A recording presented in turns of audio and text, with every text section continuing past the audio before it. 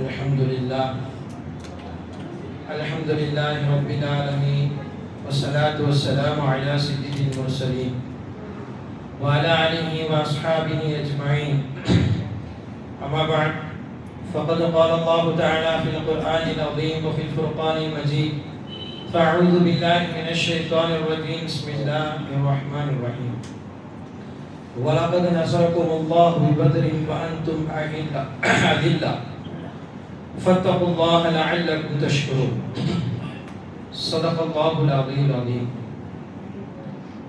சங்கை பொருந்திய அல்லாஹ்வின் நல்லடியார்களே, அல்லாஹ்வின் மாபெரும் கிருபையால் இன்று நாம் பார்க்க இருக்கக்கூடிய குர்ஆனுடைய வசனத்தின் விளக்கம் என்று கூட சொல்லலாம். இன்னொரு புறம் சொல்ல போனால், புனிதமிகு பத்ர் சஹாபாக்களின் நினைவு நாளான இன்றைய தினம் அந்த பத்ர் சஹாபாக்கள் இஸ்லாத்திற்காக என்ன தியாகம் செய்தார்கள், பத்ர் போரினுடைய அடிப்படை காரணம் என்ன, பத்ர் போரில் அல்லாஹ்வுடைய நேரடியான உதவி எப்படி கிடைக்கப்பெற்றது, பத்ர் போரில் அல்லாஹ் கொடுத்த அற்புதங்கள் என்ன, அதில் நமக்கு கிடைக்கக்கூடிய பாடம் படிப்பினை என்ன என்பதை பற்றி முதலில் பார்க்க இருக்கிறோம். பத்ர் இன்றைய தினம் சஹாபாக்களுடைய நினைவு நாள். உலக வரலாற்றையே திரும்பி பார்க்க வைத்த மாபெரும் போர் என்பது பத்ர் போர். நமக்கெல்லாம் தெரிந்தது, ஒரு 313 சஹாபாக்கள் 1000க்கும் மேற்பட்ட எதிரிகளை நிராயுதபாணிகளாக வீழ்த்தினார்கள், வென்றெடுத்தார்கள் என்று நினைப்போம்.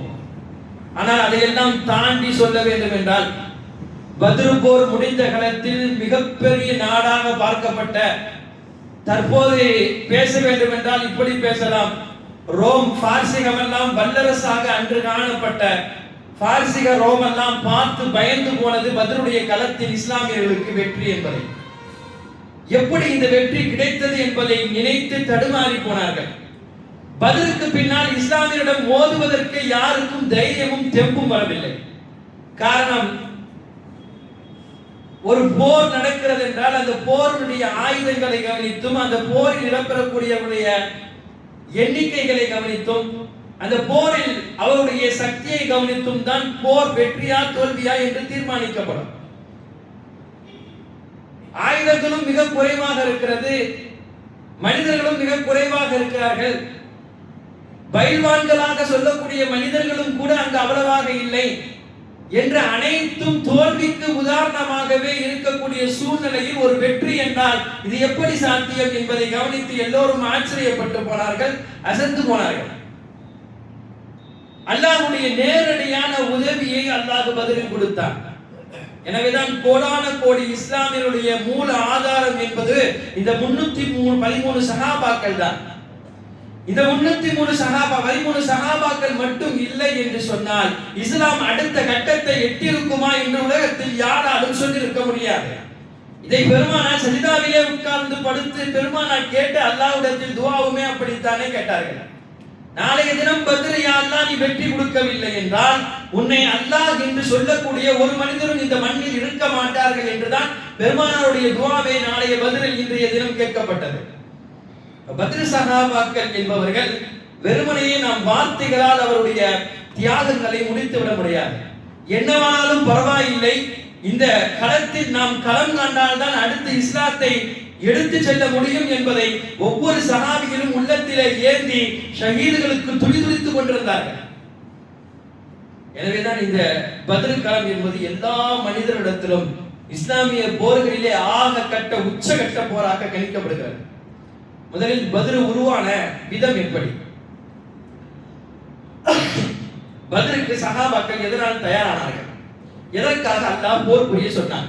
இஸ்லாம் போரை வரவேற்கிறதா என்பதை பற்றி முதலில் நாம் தெரிய வேண்டியிருக்கிறது. ஏனென்றால் இன்று மேலோட்டமாக பார்க்கக்கூடிய பார்வை எல்லோரும், இஸ்லாமியர்களின் கூட நான் சொல்லியிருப்பேன், சில பேர் போர்கள் எல்லாம் எதற்கு இஸ்லாம் போரை வரவேற்கிறது, அல்லாஹ் குர்ஆனிலும் போரை பற்றி கூறியிருக்கானே, இஸ்லாம் ஒரு சமத்துவம் மிகுந்த மார்க்கம், ஒரு அமைதியான மார்க்கம் என்றெல்லாம் சொல்லப்படுகிறது.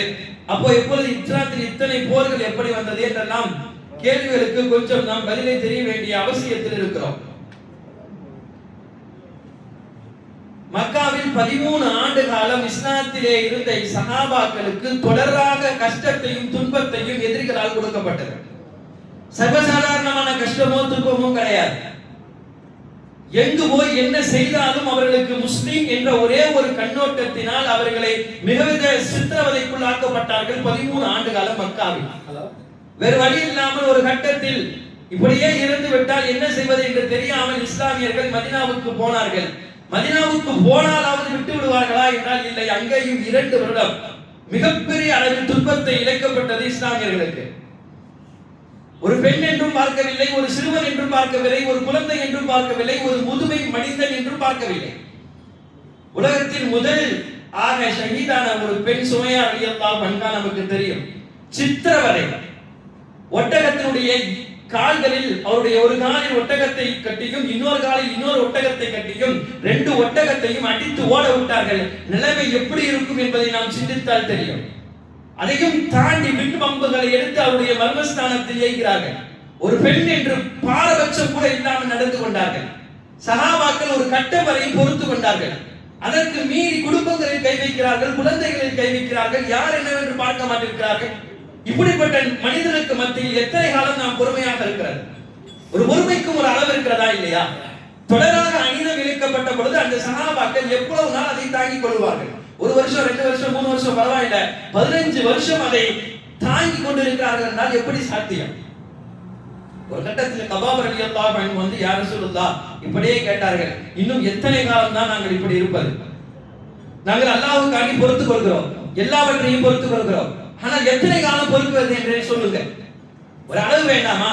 அநீதம் இழைக்கப்பட்டவன் தொடர்ந்து அநீதம் இழைத்துக் கொண்டிருக்கிறான். ஆனால் எதிர்த்தரப்பில் இருக்கக்கூடிய நாம் அவனுடைய அநியத்திற்கு எதிராக எதையுமே செய்யாமல் இப்படியே இருந்து கொண்டால் எத்தனை காலங்கள் நாங்கள் இதையெல்லாம் பொறுத்துக் கொள்ள வேண்டும் என்பதை ஒரு கட்டத்தில் பெருமானார் ஸல்லல்லாஹு அலைஹி வஸல்லம் இடம் வந்து நேரடியாகவே கேட்டுவிட்டார்கள். கபாப் ரலியல்லாஹு அன்ஹு ஒரு விரக்தி, இவ்வளவு அடிக்கப்படுகிறோமே, இன்னும் அல்லாஹ்வுடைய ஆயத்து இந்த விஷயத்தில் இறங்கவில்லையே என்பதால் கேட்கப்பட்ட வார்த்தை. பெருமானார் ஸல்லல்லாஹு அலைஹி வஸல்லம் ஒன்றுதான் சொன்னார்கள், அமைதிப்படுத்தி விட்டு சொன்னார்கள், கபாப் நீங்க கேட்கக்கூடிய கேள்வி சரி, ஆனால் உங்களுக்கு முன்னோருடைய வாழ்க்கையை கொஞ்சம் எடுத்து பாருங்க. இதை விடவும் உங்களுடைய முன்னோர்கள் இஸ்லாத்திற்காக வேண்டி பல தியாகங்களை செய்திருக்கிறார்கள். அவர்களுக்கு முன்னால் இதுவெல்லாம் ஒன்றுமில்லை என்று கபாப் ரலியல்லாஹு அன்ஹு அவர்களுக்கு பெருமானார் ஸல்லல்லாஹு அலைஹி வஸல்லம் ஆறுதல் சொல்லி அனுப்பி வைக்கிறார்கள்.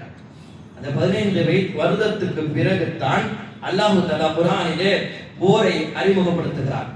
அதுவும் அறிமுகப்படுத்தும் போதே என்ன சொல்லுகிறான் என்று சொன்னால், இவ்வளவு காலமாக தொடர்ந்து அநீதம் இழைக்கப்பட்ட உங்களுக்கு நீங்கள் திருப்பி அடிப்பதற்கு அனுமதி கொடுக்கிறேன்.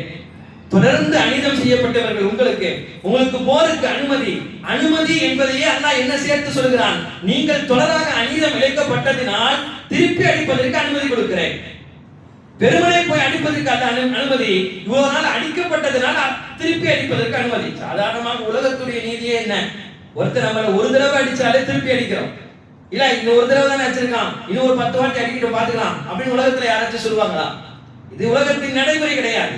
ஆனால் தொடர் அநீதங்களும் தொடர் அடிகளும் கேட்ட இஸ்லாமியர்களுக்கு அதுவரையும் அல்லாஹ் பொறுமையாக இருக்க சொல்லி கடைசியில் தான் போருக்கு அல்லாஹ் உத்தரவிடுகிறான். உத்தரவிட்ட பேரு தான் பெருமானார் ஸல்லல்லாஹு அலைஹி வஸல்லம் சஹாபாக்களை கூட்டு ஆலோசனை நடத்துகிறார்கள். அல்லாஹ்வுடைய உத்தரவு வந்து விட்டது, நாம் என்ன செய்யலாம்?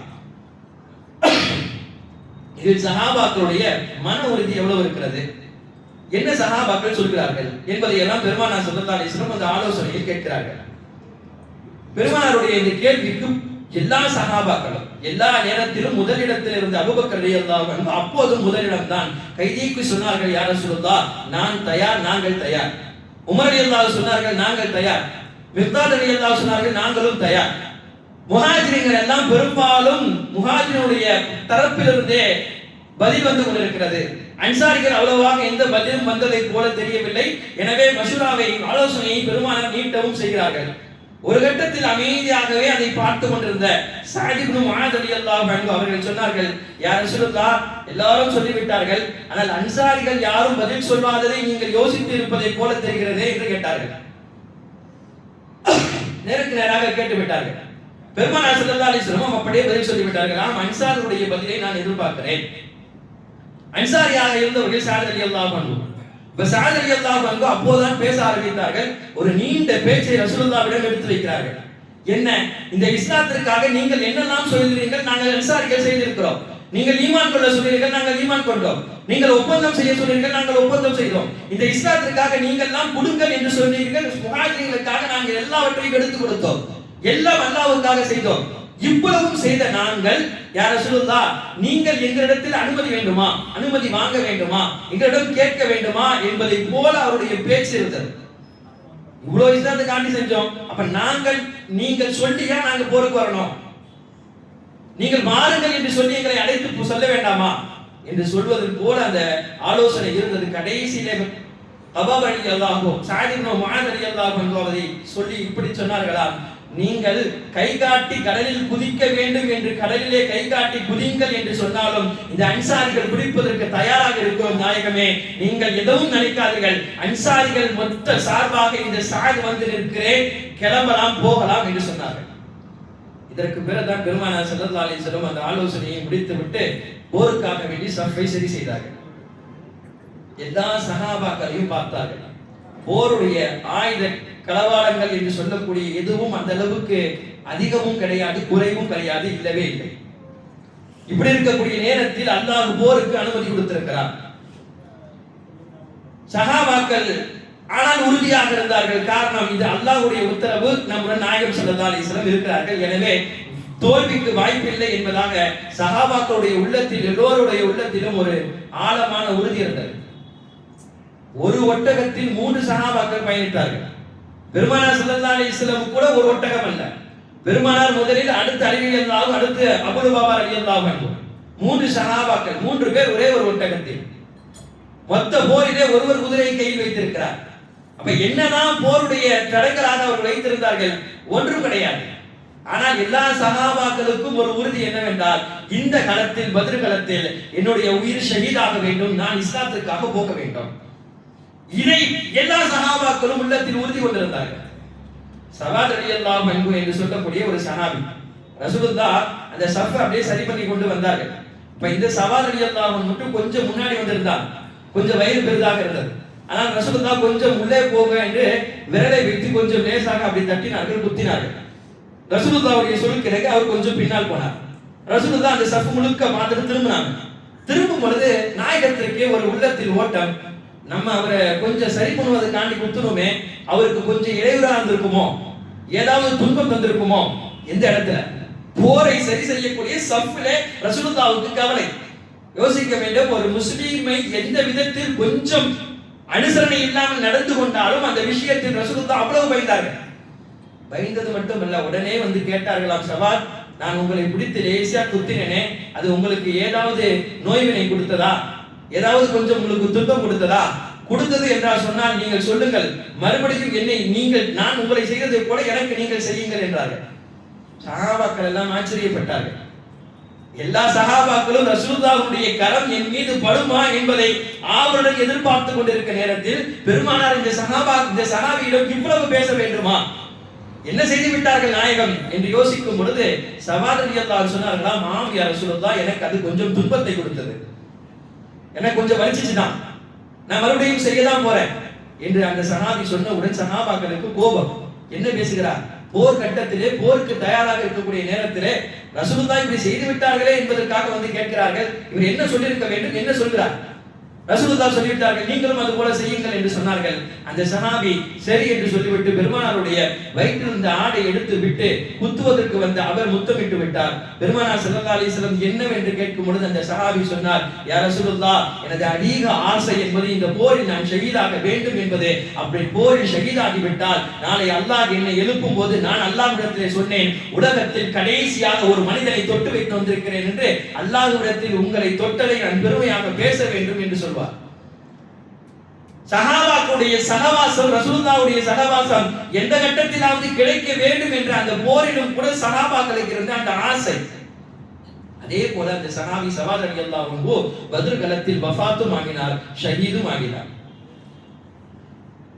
நாளைய தினம் பத்ர், இன்றைய இரவு பெருமானார் ஸல்லல்லாஹு அலைஹி வஸல்லம் அல்லாஹ்விடத்தில் கையேந்துகிறார்கள். நாம் அதிகம் கேட்ட துஆ தான், கேள்விப்பட்ட துஆ தான். ரசூலுல்லாஹ் சஜ்தாவில் இருந்து கேட்ட அந்த வார்த்தை, யா ஹய்யு யா கய்யூம் பிரஹ்மதிக நஸ்தகீஸ். திரும்ப திரும்ப திரும்ப இரவு முழுக்க இந்த துஆ. யாலா, நாளைய தினம் பத்ர், பத்ரில் வெற்றி இல்லை என்று சொன்னால் இஸ்லாத்திற்கு அடுத்த கட்டம் என்பது கிடையாது. எனவே எனக்கு பத்ரிலே நீங்கள் வெற்றியை கொடுக்க வேண்டும் என்பதை அல்லாஹ்விடத்திலே அழுது தொழுது பெருமானார் ஸல்லல்லாஹு அலைஹி வஸல்லம் முறையிடுகிறார்கள். ஒரு கட்டம் வரையும் பார்த்திருந்த அபூபக்கர் ரலியல்லாஹு அன்ஹு அதற்கு மேல் பார்க்க முடியவில்லை. எவ்வளவுதான் சிறுதாவில் இருப்பார் பெருமானார் ஸல்லல்லாஹு அலைஹி வஸல்லம். போய் அபூபக்கர் ரலியல்லாஹு தேற்றினார்கள் நாயகத்தை, யா ரசூலுல்லாஹ் நீங்கள் யார், நீங்கள் யார், அல்லாஹ் உங்களுக்கு எவ்வளவு பெரிய அந்தஸ்தை கொடுத்திருக்கிறான், நீங்கள் கேட்டு அல்லாஹ் இதை கொடுக்காமல் இருப்பானா, நீங்கள் பயப்பட வேண்டாம். ரசூலுல்லாஹி ஸல்லல்லாஹு அலைஹி வஸல்லமுக்கு தோல்வி என்பதை நீங்கள் இருக்கும் வரை இந்த உம்மத்திற்கு கிடைக்காது என்பதெல்லாம் சொல்லி அதற்கு அபூபக்கர் ரலியல்லாஹு அன்ஹு பெருமானார் ஸல்லல்லாஹு அலைஹி வஸல்லம் அவர்களுக்கு வார்த்தையால் அனுசரணையாக சொல்கிறார்கள். அப்ப அல்லாஹ்வுடைய உதவி இந்த போரில் எப்படி எல்லாம் வந்தது? ரசூலுல்லாஹ் எழுந்த உடனே சொன்னார்களாம், ஹாதா ஜிப்ரீல், இந்த ஜிப்ரீல் வந்து விட்டார். எப்படி வருகிறார் தெரியுமா? மலக்குமார்களுடைய போர்களான அனைத்து போர்களுடைய ஆயுதங்கள் தரிக்க ஜிப்ரீல் மலக்குமார்கள் கூட்டத்தை கொண்டு இறங்கி விட்டார். அபூபக்கர், நீங்கள் எல்லா சஹாபாக்களுக்கும் போய் சொல்லுங்கள், அல்லாஹ்வுடைய உதவி வந்துவிட்டது என்று போய் சொல்லுங்கள் என்று பெருமானார் ஸல்லல்லாஹு அலைஹி வஸல்லம் அபூபக்கர் ரலியல்லாஹு அன்ஹு அவரிடம் சொல்லி அனுப்புகிறார்கள். அன்றைய நாள் காலை சஃபில் எல்லா சஹாபாக்களும் நின்றார்கள். முதல் உதவி அல்லாஹ்வுடைய அற்புதம். முதல் உதவி என்னவென்றால், அன்றைய இரவிலே சஹாபாக்கள் நிம்மதியாக உறங்கினார்கள். பொதுவாக போர் என்றாலே உறக்கம் வராது. எந்த நேரத்தில் யார் உள்ளே வருவார், எந்த நேரத்தில் தாக்குவார்களோ என்று தெரியாமல் தடுமாறிக்கொண்டு விழித்த நிலையில் சஹாபாக்கள் இருப்பார்கள். ஆனால் பத்ர் களத்தில் அந்த இரவில் நன்றாக உறங்கினார்கள். எந்த அளவுக்கு எழுதுகிறார்கள் என்றால், சஃபிலே நிற்கும் பொழுதும் கூட, போருக்கு தயாராக நிற்கும் பொழுதும் சில சஹாபாக்கள் உறங்கினார்கள் என்ற அளவுக்கு எழுதுகிறார்கள். அப்ப எந்த அளவுக்கு அல்லாஹ் அந்த போருடைய நிலையை பயத்திலே இல்லாமல் ஒரு ஆறுதலாக ஆக்கியிருப்பார். இரண்டாவது அற்புதம் அல்லாஹ் செய்தார். போருடைய இரவிலே மிகப்பெரிய ஒரு மலையை கொடுத்தார். ஏனென்றால் முஸ்லிம்கள் இருக்கக்கூடிய அந்த இடம் என்பது புதைகுழியாக இருந்தது. அல்லாஹ் கொடுத்த இந்த மலையின் காரணமாக எதிரினுடைய தரப்பில் அது புதைகுழியாகி இஸ்லாமியருடைய பக்கத்திலே சஹாபாக்கள் இருந்த அந்த இடத்தை மேடு ஆக அல்லாஹ் ஆக்கிவிட்டார். மலக்குமார்கள் ஜிப்ரீல் அலைஹிஸ்ஸலாமுடன் அனைத்து மலக்குமார்களையும் அல்லாஹ் வானத்திலிருந்து இறக்குகிறான். குர்ஆன் சொல்கிறது, ஒரு வகையில் 1000 பேர், 3000 பேர், 5000 பேர் ஆயுதங்கள் தெரிக்க இறங்குகிறார்கள் பூமியிலே. வெறுமனையே பார்த்து விட்டு பயமுறுத்துவதற்காக வரவில்லை. மலக்குமார்கள் வந்த நோக்கமே எதற்கு? முழுக்க போரிடுவதற்காக வந்தார்கள். ஹுனைன்ற ஒரு போர் இருந்துச்சு. அந்த போர்ல வெறுமனே மலக்குமார்களை சப்பு சப்பாக அல்லாஹ் வைத்து பயன்படுத்துவதற்காகவே வைத்தான். ஆனால் இந்த பத்ர் அப்படி கிடையாது. முழுக்க முழுக்க வந்து அவர்கள் போரிடுவதற்காகவே மலக்குமார்களை அல்லாஹ் பத்ரிலே வர வைத்தான். போரிட்டார்கள். சொல்ல முடியாத அளவுக்கு எல்லா சஹாபாக்களும் அல்லாஹ்வுடைய உதவியை கண்களாலே கண்டார்கள். போர் முடிந்த கையுடன் ரசூலுல்லாஹ்விடம் வந்து சஹாபாக்கள் ஒத்துக்கொண்டார்கள். யா ரசூலுல்லாஹ், நான் வெட்ட போனேன், ஆனால் தலை கீழே விழுந்தது. யா ரசூலுல்லாஹ், என்னை கட்டி அணைத்து பிடித்து விட்டார்கள் 2 பேர். குத்த வந்தார், வந்தவர் எப்படி இறந்தார் எனக்கு தெரியவில்லை. யார் அடித்தார்கள் என்று தெரியவில்லை, யார் முறித்தார்கள் என்று தெரியவில்லை. ஆனால் நாங்கள் எல்லாம் அடிக்க முற்பட்டு தான் போனோம், ஆனால் அடிபட்டு விழுந்து கிடந்தார்கள். சஹாபாக்களுடைய அணி என்று சொன்னால் போர்களில் ஒரு அளவுக்கு மேலே இருக்காது. ஆனால் அந்த போர்களில் நடந்து முடிந்த பிறகு பார்க்க போனால் மூக்குகள் அறுக்கப்பட்டிருக்கிறது, முகத்தினுடைய சதைகள் எல்லாம் கிழிக்கப்பட்டிருக்கிறது, சாட்டையால் அடிக்கப்பட்டிருக்கிறது. சாட்டையே சஹாபாக்களிடம் கிடையாது. இதுவெல்லாம் மலக்குமார்கள் நேரடியாக வந்து செய்த மிகப்பெரிய அற்புதம். ஒரு சஹாபி ரிஃபா ரலியல்லாஹு அன்ஹு என்று சொல்லக்கூடிய சஹாபி, போரிலே திடீர்னு அவருடைய கண் போய் கையிலே வந்துவிட்டது. கண்களை தூக்கி கொண்டு யா ரசூலுல்லாஹ் என்று சொல்லி ஓடி வருகிறார். பெருமானார் ஸல்லல்லாஹு அலைஹி வஸல்லம் கண்ணை வாங்கி இந்த பிளாஸ்டிக்கை ஒட்ட வைக்கிற மாதிரி அவருடைய கண்ணை ஒட்ட வைத்து அனுப்புகிறார்கள்.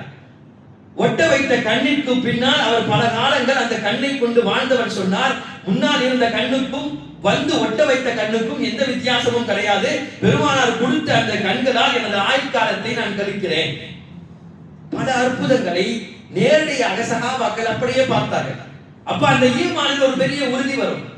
உகாஷா ரலியல்லாஹு அன்ஹு ஒரு தடவை போர் போனாங்க, அடுத்து வாள் உடைந்து கொண்டே இருந்தது. யா ரசூலுல்லாஹ், என்ன செய்வது?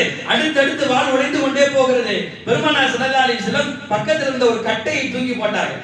கட்டையை பிடித்து அங்கே போரை கையாண்டு கொண்டிருக்கிறார்கள் உகாஷா ரலியல்லாஹு அன்ஹு. ஒரு கட்டம் ஒருவர் வந்தார், இன்னொரு கட்டம் இன்னொரு வந்தார். இரண்டு பேரையும் ஒரே கட்டையால் பார்த்து கொண்டிருக்கும் பொழுது இன்னொருவர் அங்கிருந்து வருகிறார். இங்க இருந்த கட்டையை தூக்கி அங்கு அடிக்க இங்க போர் புரிந்து கொண்டிருக்கிறார்கள்.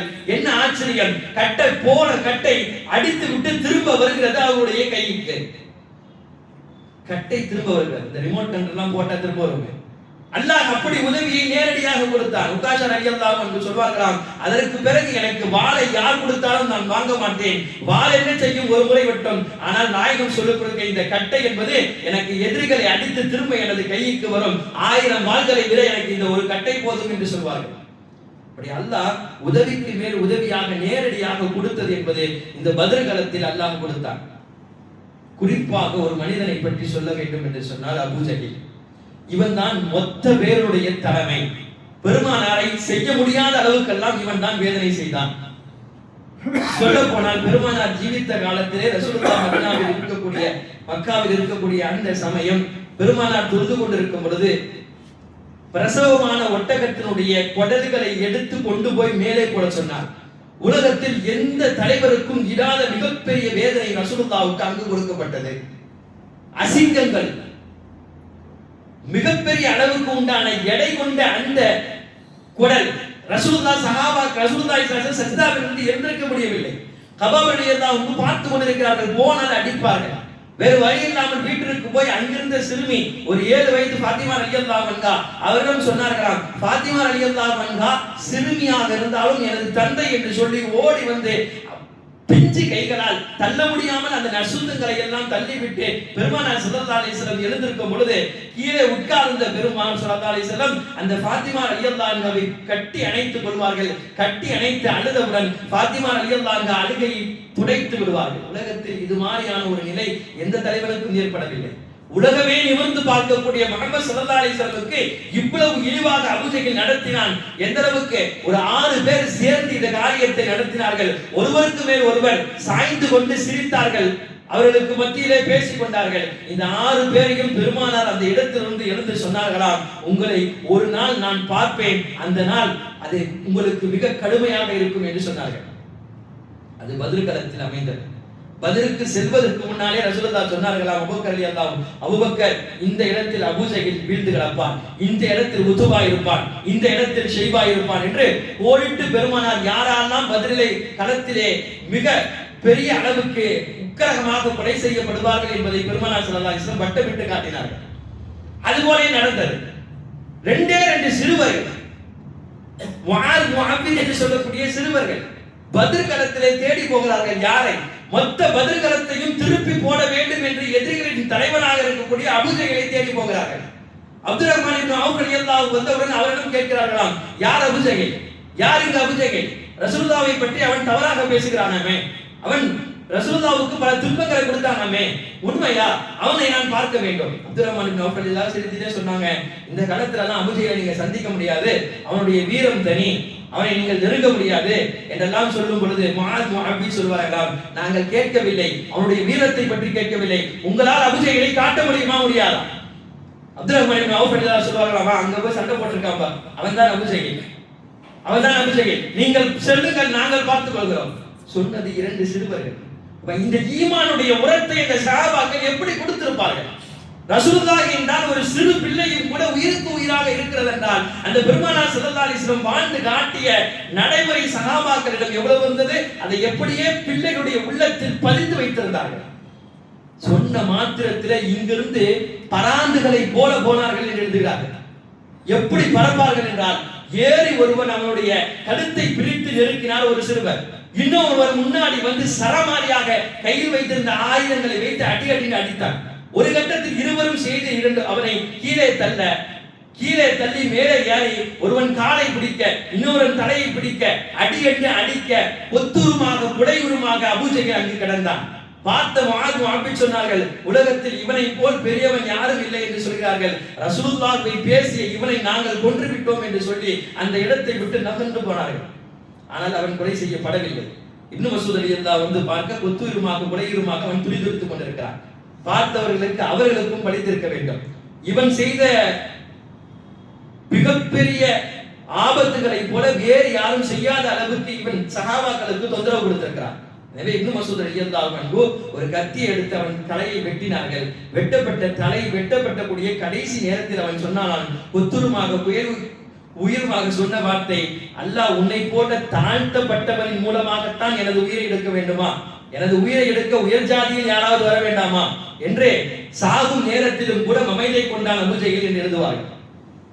அல்லாஹ் ஒரு கட்டத்தில் இஸ்லாமியர்களுக்கு மிகப்பெரிய வெற்றியை இந்த பத்ரின் மூலமாக எல்லாவரையும் தோற்கடிக்கப்பட்டு பத்ர் களத்தில் இந்த ஷஹீதான சஹாபாக்கள் 14 பேர், கைதியானவர்கள் 70 பேர் எதிரிகள், 70 பேர் கொலை செய்யப்பட்டார்கள். மீதி இருந்த அனைவரும் ஓடிவிட்டார்கள். பொதுவாகவே நாம் சொல்வது பத்ரு ஷுஹதாக்கள் என்று சொல்கிறோம். 313 பேர் பத்ரு ஷுஹதாக்கள் என்றால் 313 பேரும் பத்ரிலே ஷஹீதாகவில்லை. ஷஹீதானவர்கள் 14 பேர் தான். ஆனால் நாம் அதனுடைய சிறப்பை கருதினால் 313 பேர் சஹாபாக்களை மொத்தமாக பத்ரு சஹாபாக்கள், பத்ரு ஷுஹதாக்கள் என்று சொல்வோம். எனவே பத்ர் களம் நமக்கு கற்றுக்கக்கூடிய மிகப்பெரிய பாடம், யா அய்யுஹல்லதீன ஆமனு ஸ்தஈனு பிஸ்ஸப்ரி வஸ்ஸலாம். இந்த இரண்டையும் சஹாபாக்கள் கையில் எடுத்தார்கள். தொழுகை, பொறுமை, இந்த இரண்டினால் அல்லாஹ் அந்த சஹாபாக்களுக்கு மிகப்பெரிய வெற்றியை கொடுத்தார். எனவே நாம் அதிகமாக தொழுவதுடன் பொறுமையாக இருக்கும் பொழுது கண்டிப்பாக அந்த சஹாபாக்களுக்கு எப்படி வெற்றியை கொடுத்தானோ பல கட்டத்தில் நாம் கேட்கக்கூடிய துஆவுக்கும் அல்லாஹ் பொறுமையாக இருப்பதன் மூலம், அதிகம் கேட்பதன் மூலமாக பதிலளிக்கிறார். பெருமானார் ஸல்லல்லாஹு அலைஹி வஸல்லம் எல்லா கட்டத்திலும் பத்ர் சஹாபாக்களை முன்னிறுத்தினார்கள். எதை செய்ய வேண்டுமானாலும் முதலில் ரசூலுல்லாஹ் அந்த கூட்டத்தில் பத்ர் சஹாபி யாராவது இருக்கிறார்களா என்று கேட்பார்கள். பத்ர் சஹாபி இருந்தால் முன்னுரிமை பத்ர் தான், பத்ர் சஹாபிக்கு தான். அவர் இல்லாத கட்டத்திலே முஹாஜிரை அழைப்பார்கள். அடுத்தபடியாக ஹுதைபியா உடன்படிக்கையில் இருந்த சஹாபியை அழைப்பார்கள். இப்படி முதல் கட்டம் எல்லாவற்றிலும் பெருமானார் ஸல்லல்லாஹு அலைஹி வஸல்லம் அதிகம் முன்னுரிமை கொடுத்தது பத்ர் சஹாபாக்களுக்கு மட்டும்தான். எனவே பத்ர் சஹாபாக்களுடைய இந்த நினைவு நாளை நாம் அதிகமாக அவர்களுக்கு அல்லாஹ்விடத்தில் அவர்களுக்காக துஆ செய்ய வேண்டும். பெருமானார் ஸல்லல்லாஹு அலைஹி வஸல்லம் அவர்களுக்காக சொல்லப்பட்ட நன்மைகளும் அவர்களுக்காக சொல்லப்பட்ட ஏராளமான சிறப்புகளும் ஏராளம் இருக்கிறது. எல்லா நூட்களில் எல்லாம் மிக அதிகமாக எழுதுகிறார். என்ன தேவையானாலும் பத்ர் சஹாபாக்களுடைய பெயரை குறிப்பிட்டு நீங்கள் அல்லாஹ்விடத்தில் துஆ செய்தால் அந்த துஆவை அல்லாஹ் கபூல் செய்து கொள்வான் என்று இருக்கிறது. ரசூலுல்லாஹ் இப்படியே சொன்னார்கள், பத்ர் களம் முடிந்தவுடன் யஅலமு மா ஷிஅ்தும், இதற்கு மேல நீங்க என்ன செய்யணுமோ செஞ்சுக்கோங்க. என்ன அர்த்தம்? இதுக்கு மேல அல்லாஹ் உங்களை கேள்வி கேட்க மாட்டான். பத்ர் காலத்தை முடிந்து சஹாபாக்களுக்கு ரசூலுல்லாஹ் இந்த சுப செய்தியை சொன்னாங்க. நம்மள சொன்னா நம்ம பெரிய ஒரு லிஸ்டே போடும். ஆனாலும் அப்படி சொல்லப்பட்டும் கூட அந்த சஹாபாக்கள் உலகத்தில் எந்த பாவமும் இல்லாமல், பாவக்கரை இல்லாமல் வாழ்ந்து சென்றிருக்கிறார்கள். எனவே அவருடைய வாழ்க்கையிலிருந்து நாம் அதிகம் படிப்பினை பெற கடமைப்பட்டிருக்கிறோம். முடிந்த அளவுக்கு இன்றைய தினம் அதிகமாக அவர்களுக்காக நாம் துஆ செய்வோம். வருங்காலத்தில் அந்த பத்ர் சஹாபாக்களுக்கு அல்லாஹ் எப்படி ஈமானையும் நற்செய்தியையும் கொடுத்தானோ அதுபோல நம்மளுடைய ஈமானையும் அல்லாஹ் உறுதிப்படுத்துவானாக. வாஹிரு தஅவானா அல்ஹம்துலில்லாஹி ரப்பில் ஆலமீன்.